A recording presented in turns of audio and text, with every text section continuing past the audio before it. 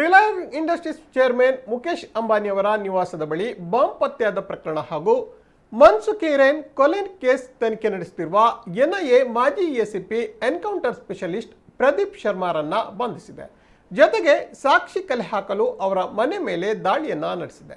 ನಿನ್ನೆ ಬೆಳಿಗ್ಗೆ ಸುಮಾರು 6 ಗಂಟೆಗೆ ಅಂಧೇರಿ ಉಪನಗರ ಪಶ್ಚಿಮ ಭಾಗದ ಜೆಬಿ ನಗರದಲ್ಲಿರುವ ಶರ್ಮಾ ಮನೆ ಮೇಲೆ ಸಿಆರ್ಪಿಎಫ್ ತಂಡದೊಂದಿಗೆ ಎನ್ಐಎ ತಂಡ ದಾಳಿ ನಡೆಸಿತ್ತು.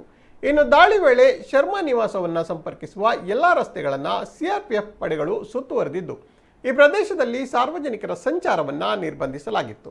ದಾಳಿಯ ಬಗ್ಗೆ ಮಾಹಿತಿ ಪಡೆದ ನಂತರ ಮುಂಬೈ ಪೊಲೀಸರು ಸಿಬ್ಬಂದಿಯನ್ನ ಸ್ಥಳದಲ್ಲೇ ನಿಯೋಜಿಸಿದ್ದಾರೆ.